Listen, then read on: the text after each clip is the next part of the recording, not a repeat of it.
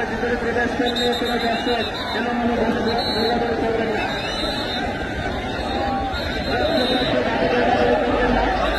পাগলা চলে এসেছে সেই বিদেশি গরু, সে কোনো গরু। মঞ্চের সামনে কেউ অবস্থান করবেন না। আমাদের অতিথিবৃন্দের দেখতে সমস্যা হবে, আপনারা কেউ সামনে অবস্থান করবেন না।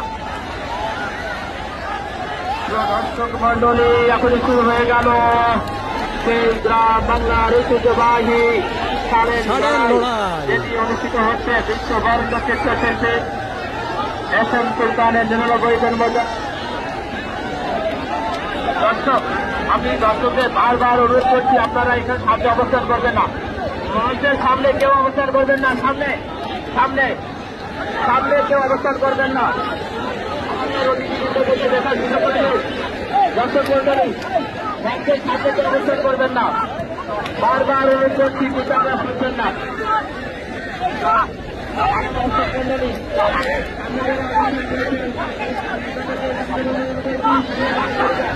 আমাদের অতিথিবৃন্দ খেলা দেখার সুযোগ করে দিন।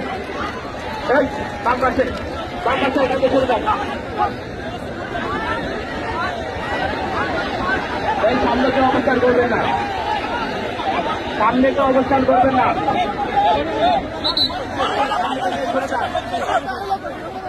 আটজনকে দেখার সুযোগ করবেন। আপনি যে সকল দর্শক রয়েছেন, আপনাদেরকে অনুরোধ করছি, মঞ্চের সামনে থেকে সরে যান। মঞ্চের সামনে থেকে সরে যান। এই বাচ্চাটি যারা রয়েছে, অর্থাৎ আপনারা দিতে দেন। প্রতিদিনকে দেখার সুযোগ করে দিন। চলছে কিন্তু চমৎকার লড়াই।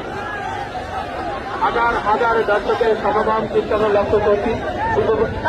সামনে থেকে ফিরে যাবেন না। সামনে আসবেন কেন? সামনে আসবেন না। সামনে থেকে চলে যান।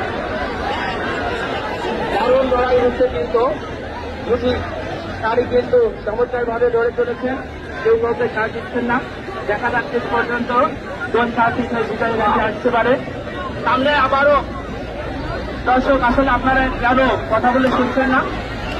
আমাদের অতিথিদেরকে দেখার সুযোগ করে দিন। আমাদের অতিথিদেরকে সুযোগ করে দিন। করবেন না। আপনাদের দেখার জন্য যথেষ্ট পরিমাণে জায়গা রয়েছে সুন্দর দিতে। দেখার সুযোগ করে দিন।